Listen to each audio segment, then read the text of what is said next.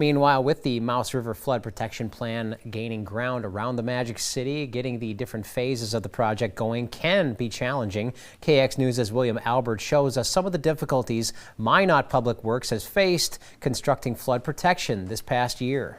Providing flood protection. That's what Minot Public Works has been doing this past year as contractors continue to work on the MI6 phase of flood control, which starts in downtown Minot and goes under the 3rd Street Bridge, and the MI7 phase, which is a series of levees that goes through Roosevelt Park, all which are part of the Mouse River Flood Protection Plan, which began in 2011. However, for the project to continue to move forward, each phase of the project is bidded on and awarded to a contractor based off of an estimate that the Utilities Director, Jason Sorensen, says is based off of several different things.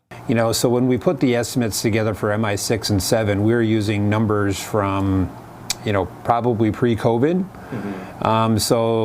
Pre-supply chain issues, pre some of the inflation issues, so I think, construction costs, material costs have definitely increased. According to Minot Public Works, bids submitted for the MI6 project were 50% over project budget, while MI7 was around 30% over project budget in the initial round of bidding. Though the city of Minot was not satisfied with the first round of bidding in May, when the projects were bid on again in August, Sorensen says there was a much better margin for the project financially. So when we rebid MI7, that number came down by about $11 million, which led us to believe that there is maybe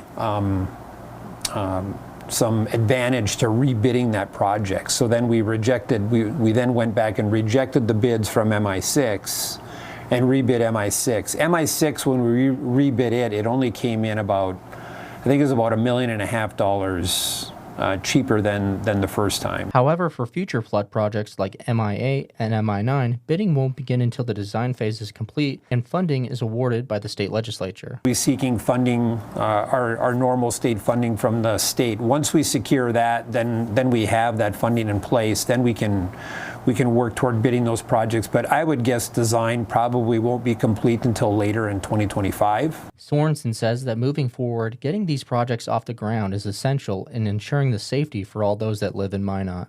Yeah, we don't have a milestone complete yet that's as a full functioning system. So, the